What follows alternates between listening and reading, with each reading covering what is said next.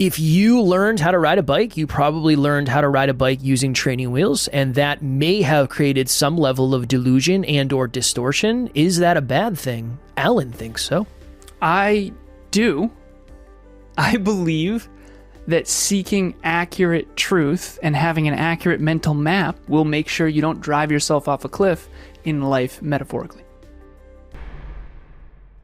Next Level Nation, today for episode number 2166, we're doing another part 2 because we suck. Is delusion ever a good thing? So, yesterday's episode, we talked about the difference between real self-esteem and gifted self-esteem, and Alan and I had a preamble in this because he's like, dude, I don't feel like you actually believe what you're saying. I think you're a hypocrite, is what he said, gently, not in a bad way. So it was good. And I said, I think that there can be a level of delusion that is created by not giving somebody all of the feedback at once, as opposed to intentionally creating delusion. Go ahead. That is not delusion. That is allowing an existing delusion. It's like a balloon. You're just deflating the balloon. This is known as an ego death. Continue. That's my thought to start. What did the training wheels have to do with any of this? I don't know. You told me to say the training wheels thing. Because training wheels are creating the fact that you think you can ride a bike even though you can't yet without the training wheels. Yeah, good. Okay. Kevin believes training wheels is a good metaphor for delusion or distortion. I think that it's only delusion or distortion if you think you're great at riding a bike and don't know that you're in training wheels. It's like if you were put on a bike and then I somehow quickly put on training wheels without you knowing it, and then you're like, hell yeah, I'm the best bike rider ever. That's distortion and delusion. Whereas if you use them as a tool to learn how to get comfortable on a bike, that's a tool. It's using What's my the AirPods difference? to What's the listen to difference? music. False certainty and delusion. Same to you? Great question. Hold on. Let me think. False certainty and delusion. Yeah. Same? Same.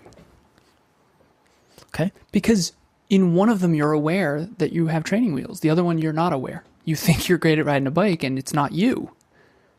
Do you think it creates a surplus of confidence that allows the person to take the training wheels off? No. I think when they take the training wheels off, they're going to crash. They are going to crash, but I think there's a short time where they like, I got this. What is the value of that short time? You try it. Yeah, but On grass. Your entire thesis is predicated on someone not continuing to climb. It's almost like you think delusion is going to somehow get people to try things they normally wouldn't, when in reality, if they thought accurately, they would try. Okay, let me give you an example. And this is good, by the way. Healthy Discord. Kev gave his first speech, and you thought you would bomb. In an ideal world, you would have been accurate. It went way better than you thought, right? Yeah. Okay, in an ideal world, you would have been accurate. If you were accurate and knew it would go well, you'd still do it, right? For sure. Okay, I thought it would go well, and it didn't. I still did it. Neither one of those were necessary. I didn't need to think it was going to go well and then bomb. I could have thought it was going to bomb and bombed. We just don't think accurately, and our ego can't handle it. That's really what it comes down to. Good. When I say an ego death, what I mean is what you thought about yourself is not true.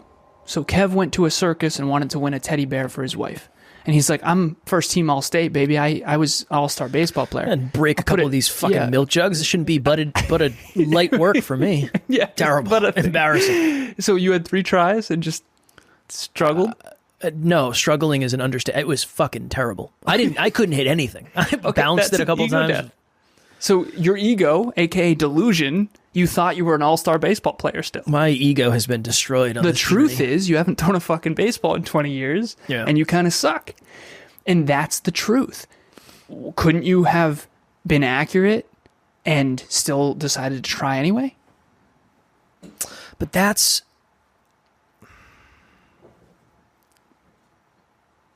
I think the thing that I'm getting hung up on is the whole try thing. If the delusion is based on self-belief, not self-esteem, I think it will force somebody to continue doing it. I think it can be a really good launch pad. Hold on. If the delusion was based on self-esteem, not self-belief? Opposite. Self-belief, not self-esteem. In the context of this, self-belief is competence in achieving something externally. Self-esteem is how you see yourself internally and how you feel internally. All right, say it again. I believe if it's from a self-belief perspective and it creates a little bit of delusion that forces you to try something that you wouldn't have tried before, but there's something to it. Okay. Assuming I figured this out. Assuming that you don't try without it. Yeah, which means you're not accurate. But this is based upon the fact that we've said this millions of times. Nobody's accurate. I know. Okay. So what you're saying, but if you were accurate, you'd try. I know, but what's more realistic? Everybody's going to be accurate, or there's going to be a level of delusion that facilitates... There's plus or minus error and everything. Okay. So let's say you think you're a great... No, you don't think you can be a speaker. Facts. So then I delude you into thinking you can be a speaker. Facts. Okay, and then you go give a speech and it goes really well. I was more accurate than you, which is why you did it. I didn't distort and say you're the best speaker in the world. The delusion that you're talking about is actually getting closer to accuracy. And accuracy is why you try. You're not going to go to the moon if you don't think you can. What if? But you're also not going to go if you think it's impossible. Wait, what if the reason... That's the same thing. Okay, there's a % error in life. If we didn't think we could go to the moon, we never would have, metaphorically. Apparently there's some people who still think we didn't, but whatever. Metaphorically, if you think you can do it very easily with very little effort, that's delusion. If you think you can never do it no matter what, that's also delusion. Accuracy is usually found after the fact. And what you're trying to say is it wouldn't have happened unless we were delusional in the gate. No, that's not true. What if we were accurate out of the gate? Which is impossible. I realize that. Right, that's what I'm saying. But you can be closer and closer and closer and never get there. This is the problem. I think about this all the time. I believed in you a ton, more than anyone else, in my opinion. Okay, I'd say so. I believed you could be a successful podcaster. I believed you could be a successful business owner. I believed you could be a successful speaker. I believed you could be amazing. I was right. Now, some of that was based on my own delusion. I did think you were better than you really were in hindsight with love. But some of it was true. A lot of it was fucking true. But how much credit do I get for closing the gap on your delusion by effort I put in? I thought you were wrong. I worked extra hard to work on those limiting beliefs. But you got closer to accurate. You created delusion on the other end. That's my point. But it got you closer to 5. It got you closer to accurate. That's fair. Yeah, which is maybe why I did it in a weird way, without knowing it. I remember, for some reason I want to tell a story. Will this land at all? I don't know. Honestly, I don't know. I was thinking about this before bed the other night. When I was playing Little League baseball, we were on an all-star team or like a travel team. Yeah. And we show up to this fucking stadium, and we're playing the best team in the league. And they have a fucking cake. The game hasn't even started. They have a fucking cake. They pull it out, and they're celebrating in the parking lot before. Are you kidding? We kicked their ass. Really? We kicked their ass. Nice. And the whole team was crying. They didn't give us the fucking cake. I love that story. I think that's a really good example of... Yeah, because they were arrogant. They went in arrogant. They were delusional on the other end. And which isn't good. What if they were accurate and were like, hey, this is going to be a fight, but we're going to find a way to win? Well, I think that's more the parents' fault than anybody's. These kids are 13 years old. They're not going to Stop and Shop to buy a fucking cake. That was their parents, for sure. Yeah, they created and instilled delusion in the wrong way. Agreed. And you're arguing that delusion can be right. I'm saying closer and closer to accurate is always better. Well, I think my assumption on this would be let's say somebody starting at 0. No self-belief, no self-worth. I give them a little, hey, you're way better than you think you are. But that's not delusion.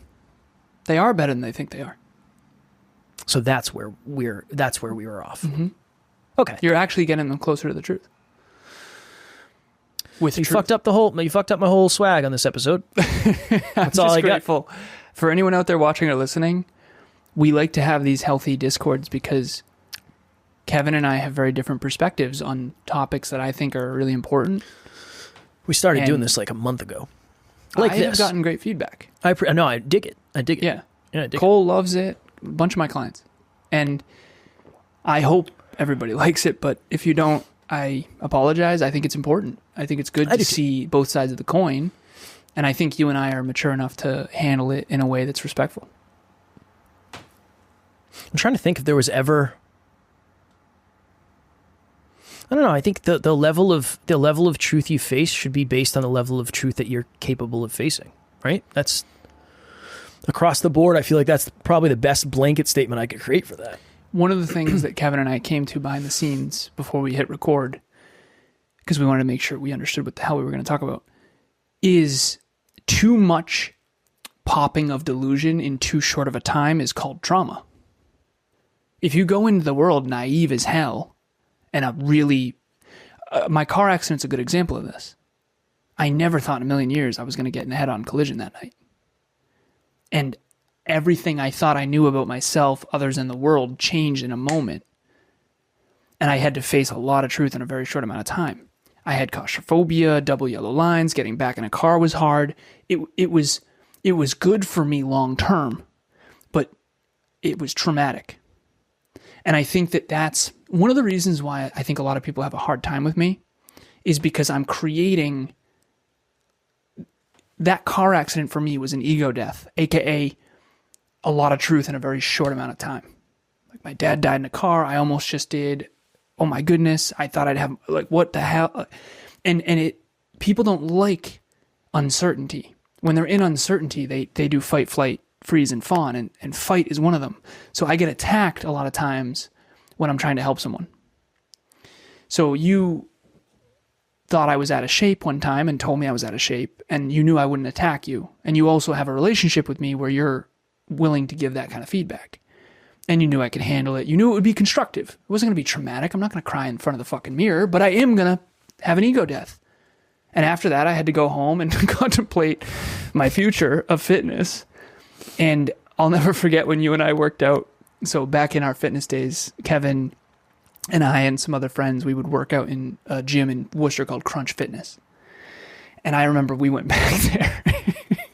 Same mirrors. Hey, same mirrors. It's brutal. Not the same humans. Not okay. Now, was that constructive or destructive? For me, that was constructive. I've gotten my shit together a lot since then. But that workout was terrible. Yep. That was terrible. I was like, what am I looking at in the mirror? Did they change the mirrors up in here? You know what I'm saying? Did you feel it? Can you talk to me? It was bad. Like, they must have changed the mirrors up in this place. You know, I don't know if it was as bad for me as it was for you. Because bad for me. Because you weren't as delusional. I don't think I was as delusional. As distorted. Yeah, it's just like you in baseball. Oh, yeah, I'm gonna hammer this thing. That must have been a tough moment. Be honest with me. Was that a tough moment for you? No. Funny thing is, I think I could do it. If you sent me now, I think I could do it. I fucking think I could do it. It's been 2 years and I haven't thrown a baseball since. I think I could do it this time. You're messing with me? No. Nope. So you didn't pop the bubble. You're arrogant. Maybe, yeah. Maybe. Yeah, I think I... Not maybe. I think I could do it. Definitely arrogant. Yeah, but what if I know now what I fucked up? Yeah, that's fascinating. Okay, so you have one new data point. Now, here's the cool part. Back to this episode. You now can correct your form and actually try this time, knowing that you're probably going to suck. Yeah. And that's my expectations. Yes, exactly. My delusions on the other thing of like, Kev, this is going to be worse than you think. Yeah. And like, just lob it. You're not trying to impress you. Just lob it over the plate. Nobody cares. There's no speedometer to say how fast it goes. Just lob it. Lob it up. First one. Did you hammer it right into the bank? Hammered it. Yeah, I hammered it. Right into one of the sideboards? Everything. I hit everything but what I was supposed to. It's bad. But now, I think that's one of the things that failure does. It reveals direction of delusion. Yeah, it reveals the truth.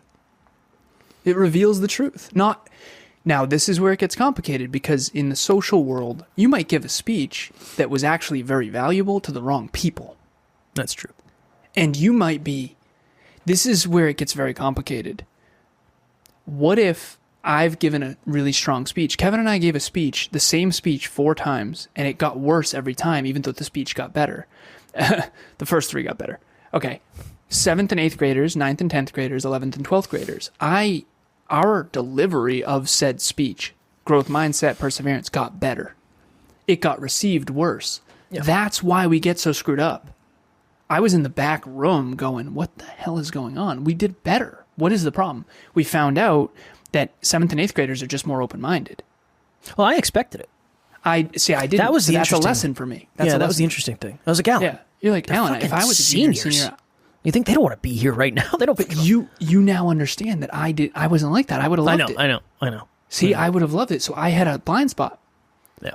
Dude, if I found us when I was in high school, I would have eaten it up. I would have followed us on Instagram, listened to the show. Seriously. That's authentic. And you would have made fun of us, for sure. I don't know.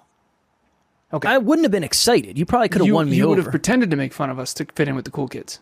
Huh? No, I didn't. Fuck the cool kids, dude. I wasn't a cool kid. No. What would you do? If you had what I valued, I'd be interested. Okay. Yeah, if you had, but we weren't. I don't know if we were definitely not in good enough shape at that point. Fair assessment. I remember you and I, there was a gym at the Airbnb, and we walked on the treadmill for 30 minutes before we got our Dominoes. It's like, that ain't it. That ain't it, brother. Nope. But you got to remember, too, the Facebook memory of the day is helping me a lot. Even back in high school, I thought you were jacked. I've seen pictures, man, not that big. I was jacked. For high school. But do you see how... Yeah. Yeah, everything's relative. There were steroid accusations, even in high school. I know. What do you think I'm getting I'm broke as shit. What do you think I'm getting the money for steroids at 15 years old? What are you talking about? What are we doing here? All right, let's get back to the I want to ask you this. Ego death, I think, is wildly painful emotionally. And I think that's why growth sucks. I think most people don't want to face how inadequate they are, which is actually how you become more adequate. Thoughts? Yeah, of course. 100%. 100%. Yeah, it's easier to think you're good than actually play. Yeah, it's easier to live behind the armor of delusion until eventually one day, all of a sudden, it's not anymore. Okay, give me an example. That's fire. An accident or something life-altering. Like, you go through your whole life in your marriage thinking, like, oh, my partner's so lucky to have me and they can never find someone like me again. And then they leave your ass and they're with, like, an amazing person. And you're like, interesting. Interesting. That'll... Or that creates more delusion. And you say, oh, she's crazy or he's crazy. There. Delusion is dangerous. In the real world, to get real results, you have to be very conscious and self-aware of this. Yeah, unless you're helping other people create delusion. Yeah. And you think a lot of podcasts, you and I are open about this, we think a lot of podcasts are actually creating delusion. Yes. Yeah, it's all going to work out. Don't worry about it. No stress. Yeah, I think so much content is creating delusion. It's not about facilitating transformation. It's about appealing to the algorithm. It's not about actually transforming. It's about, like, this will work on the algorithm. Yeah, in the real world, and when I say real world, I mean non-digital, not social, just behind the scenes. Hello, NLU listener. Thank you, as always, for listening to Next Level University. Real quick, I just want to jump in and let you know about the Next Level Dreamliner. This is a journal that I use every single day. Achieve your dreams 90 days at a time. It breaks down your dreams into goals, milestones, and daily habits. We hope you enjoy it. The link will be in the show notes. It doesn't really matter. You can't hype yourself up to, like, get the weights to lift themselves. You can't hype yourself up to put in the work and the reps. You and I can package this podcast better. We can get better microphones. We can have better editing and transitions on YouTube and subscribe button, whatever. We can get better at calls to action. And we can do a lot on the packaging side. But at the end of the day, in real life, you have to be able to connect with human beings. I'm helping one of my clients with dating, and that's been fascinating too, because I'm going back to a time when I didn't really know what I was doing. And now I have a lot of awareness. I've been coaching women for 10 years. It's unbelievable what I've learned. And if you go back to Facebook Memory of the Day, I highly recommend everyone does this. Facebook, for anyone who's Kevin and I's age, you can go back 18 years. I saw one I posted from 18 years ago. Not a great photo. It's me on a lawn drinking, eating a hot dog with a Solo cup. And it's very good for me to see, because I remember that. And I had a career. I had a plan. I was planning on a lot of what happened, not all. But I also was hanging out with the wrong crowd, and I didn't understand the implications of that. And I can go back to that moment. Maybe this is a me projecting thing. I have a really strong memory. I can go back to that moment and go back to that level of consciousness. And I can see what I was thinking back then and the errors of my ways, the errors of my thinking, the errors of my social group, the errors in my decision making. And if I could go back, I would say, Alan, I understand. I get it. You want to have fun. It's all good. Be a tourist here. Don't move in. You don't belong here, and you know it. Your dreams and goals are gonna force you to become more and climb out of this. And this ain't it, man. This ain't it. You have fun here, but this ain't it. Don't move in. Don't do any dumb shit that's permanent. Don't make a long-term consequence with a short-term emotion. And I love Facebook Memory of the Day, man. I talk about it all the time now because it's the best thing ever. That's because your go-to. You go back and go, oh, what else don't I know? What else? What is 46-year-old Alan going to tell me? Mm-hmm.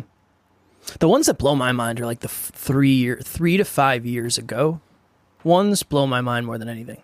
I knew I was fucking jeffed when I was 18. I knew that for certain.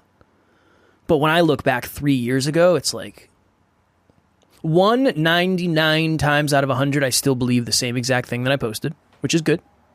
Nice. And maybe bad. I think it's good because it's a deep belief. Yeah. But I won't say that's always, I mean, look, you got to be open to new information, a new perspective. But it's just crazy how much has changed in 3 years. It's crazy how much. Onto something. Did you see the one recently where you and I were in front of the whiteboard in the studio? This is yesterday. I don't think I saw And this was beginning of COVID. We had a full room of people. We had a huge room of people. There's probably 20, 25 people. And you and I are in front of the whiteboard in the studio. Oh, we have people And I virtual? was explaining, Yeah. I had a graph out. And now I still believe that fully. Everything I was talking about, but Alan, what was it? What was the graph for? It was an exponential growth curve, and it talks about how you have 100 tasks, and it's talking about leverage. It's the leverage curve. It's what it's known as. And there's 3 or 4 tasks that are going to move the needle 80%. And the rest and those are very scary tasks and uncertain and challenging. And I used that speech as an example. And then here's all the noisy stuff that doesn't move the needle, but it's fun and easy. The fun and easy stuff isn't going to do it. 90% of the thing that moves the needle in fitness is doing a workout that is really, really, really hard. And then the rest of the stuff is around it. But my point of this, I still believe in the principles just like I did back then, with a little more nuance. But I obviously had no clue how few people give a shit about my graphs and stuff. And I certainly didn't explain it well, man. So I'm grateful we're learning, and I'm excited to see where all this goes and how, I mean, in 6 more years, 12 more years. I mean, I'm excited to do all we can with all we have. I'm excited to see what we're capable of. That excites me more than anything. Seriously. Last thing before we get out of here, Alan suggested reading a book called Rationality. Who's Rationality by? Steven Pinker. Steven Pinker. Harvard professor. Again, read it for the book, not for the author. Yeah. Do not associate us with any other people that exist or ever have existed.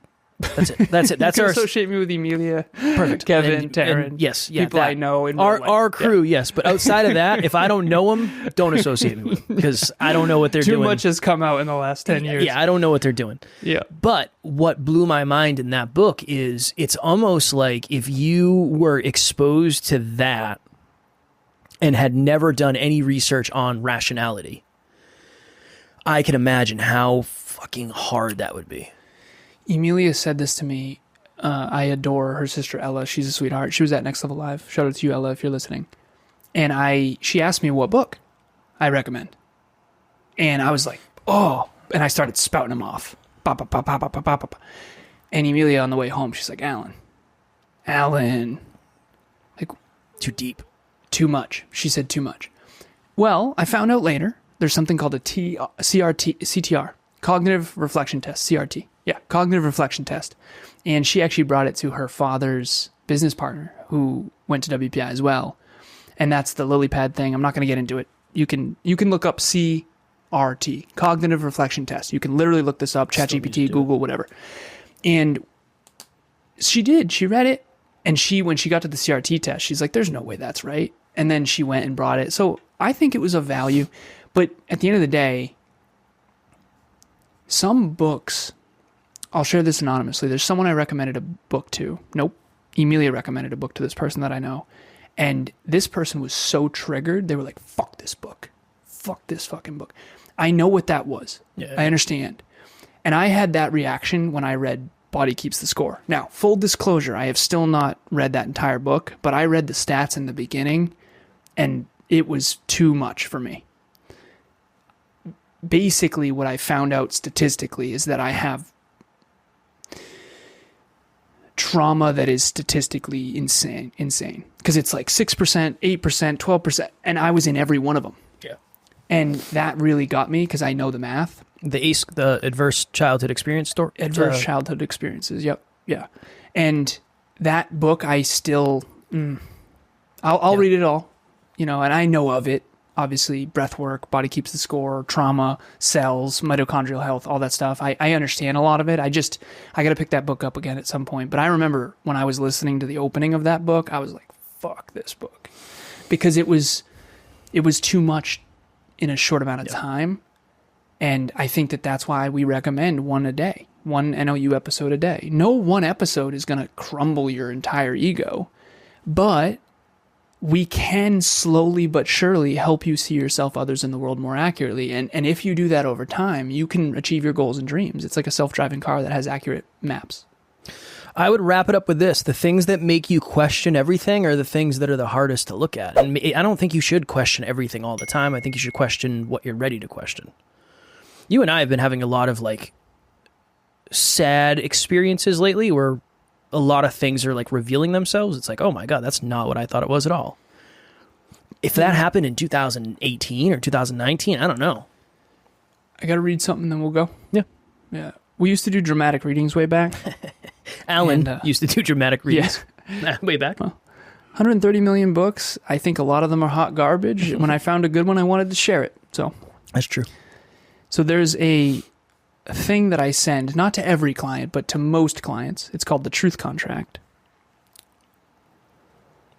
Let me see if I can find it. And I do think it's life-changing. I do. It's called Red Pill, maybe? Nice. No, Redwood. Yeah. Ah. The old Redwood tree. They all start out like a little turd. Found it. The Truth Contract. I found it, baby. Yeah. Kev, can you give reference to that, then? I don't know. Alan did a speech and he was like, every one of you is a redwood. But a redwood starts out it's like a little piece of poop. Looks like a little piece of poop. So that was acorn that looks like a little turd. That was our running joke for the day every time. I realized after that a lot of people don't identify as being a redwood. Yeah. They grow hundreds of feet tall and you can drive trucks through them in terms of how thick they are. Okay, the red pill or the blue pill. This is from a book. We give credit where it's due. It's called Thinking in Bets. Awesome fucking book. Annie Duke. Nice work. I've never read the book. Awesome book. Never read it. I just Great know of her because of poker, I think. Yeah, correct. Yep. Yep. So this is a page that I share with almost all clients. Okay. The red pill or blue pill. I'm going to read this. All right, here we go. In the classic science fiction film, The Matrix, when Neo, played by Keanu Reeves, meets Morpheus, the hero hacker played by Lawrence Fishburne, Neo asks Morpheus to tell him what the Matrix is, in quotes. Morpheus offers to show Neo, giving him the choice between taking a blue pill or a red pill. You take the blue pill, the story ends. You wake up in your bed and believe whatever you want to believe. You take the red pill, you stay in Wonderland, and I show you how deep the rabbit hole goes. For the younger listeners, that is a reference to Alice in Wonderland. As Neo reaches toward a pill, Morpheus reminds him, remember, all I am offering is the truth, nothing more. Neo chooses to see the world as it really is. He takes the red pill and is pounded with a series of devastating truths. His comfortable world is a dream created by machines to enslave him as an energy source. His job and lifestyle, his clothes, his appearance, and the entire fabric of his life are an illusion implanted in his brain. In the actual world, taking the red pill causes his body to be unplugged from his feeding pod, flushed into a sewer, and picked up by Morpheus's pirate ship, the Nebuchadnezzar. As rebels against the machines, Morpheus and his crew, and now Neo, due to his choice, live in cramped quarters, sleep in uncomfortable cells, eat gruel, and wear rags. Machines are out to destroy them. The trade-off is that Neo sees the world as it actually is, and in the end gets to defeat the machines that have enslaved humanity, which I think is a metaphor for your dreams. In the movie, the Matrix was built to be a more comfortable version of the world. Our brains, likewise, have evolved to make our version of the world more comfortable. Our beliefs are nearly always correct. Favorable outcomes are the result of our skill.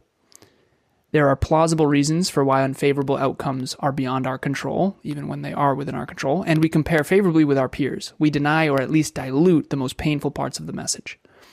Giving that up is not the easiest choice. Living in the Matrix is comfortable.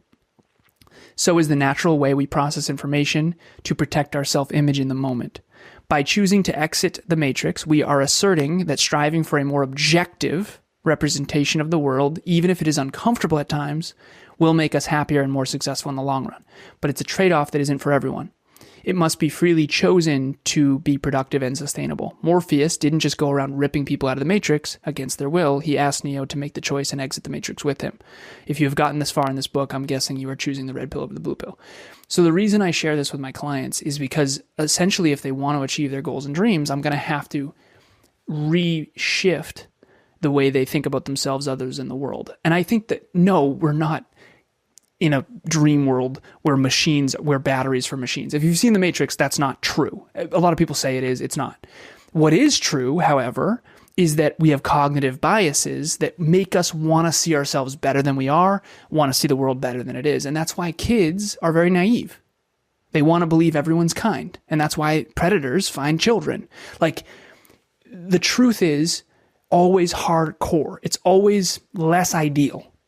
The truth is, it's not going to work out. The truth is, your dreams are not just going to happen. The truth is, most things have an upside and a downside. Some people are corrupt, horrible individuals. And a lot of people don't want to face the facts that your mental map is completely off. Maybe you're not that attractive. Maybe you are short. Maybe you do have terrible calves like me. But here's the deal. There's a pro and a con. The more you see yourself, others, in the world more accurately, the more likely you can achieve your goals and dreams, because now you can make accurate chess moves. Now you can actually be effective. If you think girls don't care about height, you're wrong, and you're going to screw up. And you're like, there's just certain things that are fundamentally true. And that's why I love science. And that's why I love mathematics, because in a world that felt really challenging and uncertain in my childhood, I needed to cling to something that was accurate. And ever since, I've been clinging to accuracy. And this podcast is basically helping you see yourself, others, in the world more accurately.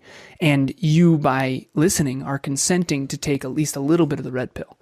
But the point of this episode is, we're not going to give you every devastating truth simultaneously. You're not going to be ripped out of a plug that was for machines and then thrown into a Nebuchadnezzar. Like, this is a metaphor. This is a metaphor for what it is to realize that certain things aren't as true as you thought. Most things are going to be harder than you thought. There's how there's how people want you to believe it works, there's how they want to believe it works, and then there's how it really works. And how it really works is always a little more challenging to take. You can always tell when Alan's going on an epic monologue when he starts looking at the camera. He turns in his seat.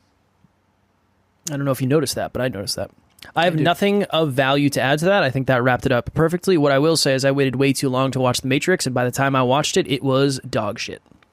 It was too late. It's like, this is terrible. I can't. But the concept is world class. Nice. The concept is world class. But Titanic still stands as the greatest movie ever made. If you have an issue with that, I don't care. It's a great movie. The greatest. Some Avatar would 3 argue that coming out. Rose had to face some devastating truths in order to transform and be freed. Some would say. Some would say Jack Cal was had also her under delusion and Jack distortion. was delusional as hell, though. What do you mean? Just delusional man. I don't agree with that at all. Well, we'll have to save that for part 12. Oh, okay. My goodness. All right. Book club every Saturday, 12:30 Eastern time. If you want to be around next level people reading next level books, that's the place to do it. Willpower, great book, super valuable. Again, are we reading, and by we I mean the people in book club, Harry Potter? No, it's going to be intense, it's going to be deep, but that's what you want at the end of the day. That's what you want. I will go out on a limb and I will say the next book, assuming we have not done it yet, I have to check, is going to be Thinking in Bets by Annie Duke. I think that book is awesome, and it will help you think more objectively and more accurately. That'll be my next one after the self-made billionaire effect. All right, that's that. Now, Next Level Dreamliner, if you're looking to get into the habit of journaling every single day, little by little, again, little steps lead to big places. That is on Amazon. We'll have the link in the show notes for that. As well, as always, we love you. We appreciate you. Grateful for each and every one of you. And if you are as committed as you say you are to getting to the next level, make sure you tune in tomorrow because we are going to be here every single day to help you get there. Keep reaching to your full potential. Next Level Nation.